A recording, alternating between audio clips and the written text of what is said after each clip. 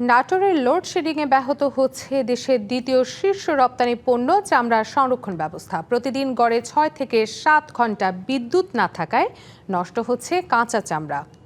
জেলায় দেশের দ্বিতীয় বৃহত্তম কাঁচা চামড়ার মোকাম চক বৈদ্যনাথের ব্যবসায়ীরা বলছেন, দ্রুত বিদ্যুৎ পরিস্থিতির উন্নতি না হলে এই রপ্তানিমুখী শিল্প আরও ক্ষতির মুখে পড়বে।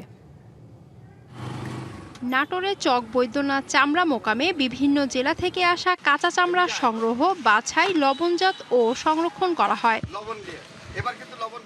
এবার কোরবানির ঈদে 15 থেকে 20 লাখ পিস চামড়া সংগ্রহের আশা করেছিলেন ব্যবসায়ীরা, তবে সেই লক্ষ্যমাত্রা পূরণ হয়নি। মরার ওপর খাড়ার ঘা, ঘন ঘন লোডশেডিংয়ে মারাত্মকভাবে ব্যাহত হচ্ছে চামড়া সংরক্ষণ কার্যক্রম।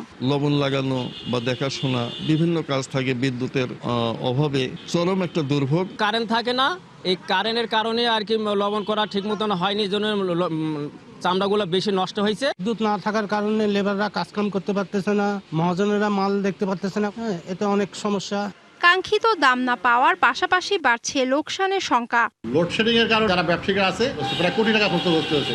এই ক্ষতিগ্রস্ত দায়ভার কে নেবে? 300 টাকার বিল আসছে 3000 টাকা। এই বিলটা ভৌতিক বিল কেমনে আসে এটা আমার জানা নাই। বিদ্যুৎ না থাকার কারণে আমাদের চামড়ার কাজে লেবাররা মাল লবণ করতে পারে নাই। কোম্পানিরা যখন আসে তখন চামড়া দেখতে আলো অন্ধকারে মালের যাচাই নিয়ে বিভ্রান্তি।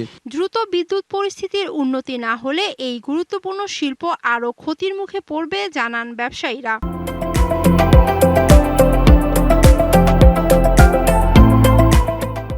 যখন আমাদের চামড়া বেচা কিনা শুরু হবে, সেই সময় থেকে লোডশেডিং ধীরে ধীরে বেড়ে যায়। আমাদের যে একটা কাঙ্ক্ষিত লক্ষ্য ছিল, সেই লক্ষ্য অর্জনে আমরা ব্যর্থ হয়েছি। আগামী কুরবানিতে এই ধরনের সমস্যার সম্মুখীন যেন আমরা না হই, তারা যেন এটার প্রতি সচেষ্ট থাকে।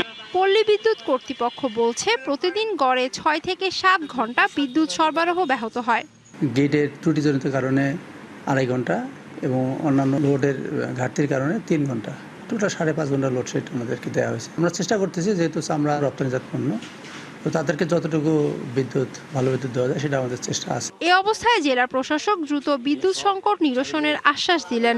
ঈদুল আজহার সময়টাতে প্রয়োজনীয় বিদ্যুৎ সরবরাহ প্রদান করা হয়েছে এবং এই ধারা যাতে অব্যাহত থাকে এজন্য আমরা ইতিমধ্যে জিএম পল্লী বিদ্যুৎকে নির্দেশনা দিয়েছি। সংশ্লিষ্টরা বলছেন, নিরবিচ্ছিন্ন বিদ্যুৎ সরবরাহ নিশ্চিত হলে বাঁচবে হাজারো ব্যবসায়ী ও শ্রমিকের জীবিকা। DBC news desk.